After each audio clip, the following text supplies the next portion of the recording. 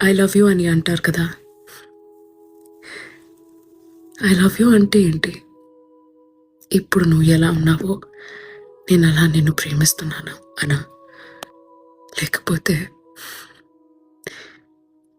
నువ్వు ఇలా ఉండడానికి కారణమైన ఇప్పటి వరకు నువ్వు గడిపిన జీవితాన్ని కూడా నేను ప్రేమిస్తున్నాననా?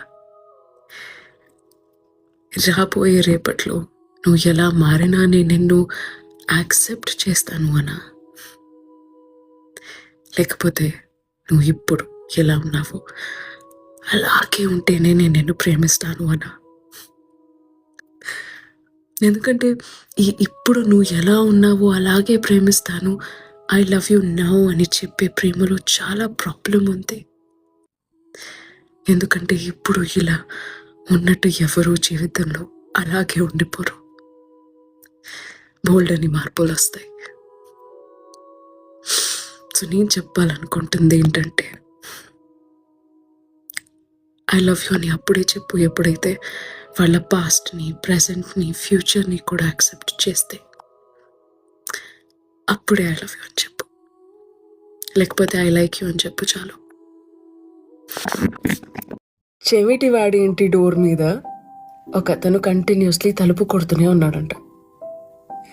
చెవిటివాడని తెలుసు, అయినా నా పిలుపు నిజమైందైతే అతను తలుపు తెరుస్తాడు అని మొండి నమ్మకం. ఒక 2-3 గంటలు తలుపు కొట్టిన తర్వాత ఆ చెవిటి అతను వచ్చి తలుపు తెరిచేశాడంట.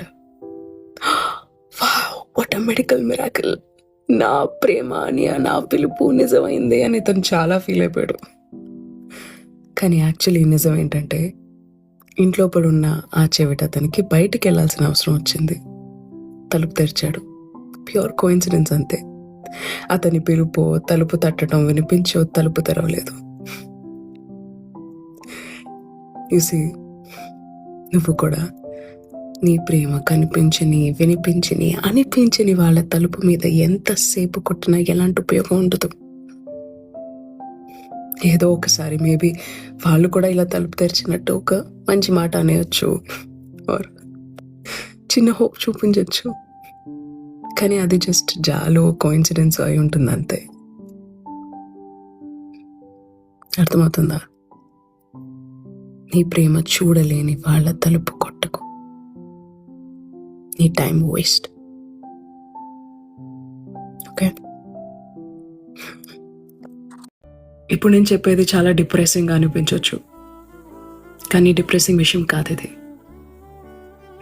ఒకవేళ నీ చేయి కాలిందనుకో, వంట మీద ఎక్కడో పెట్టి బై మిస్టేక్ నొప్పి వస్తుంది. ఆ నొప్పి చాలా ఇంపార్టెంట్. ఎందుకంటే చచ్చిపోయాక కాల్చినా మనకు తెలియదు ఆ నొప్పి, బాధ ఇప్పుడే తెలుస్తుంది. Be thankful.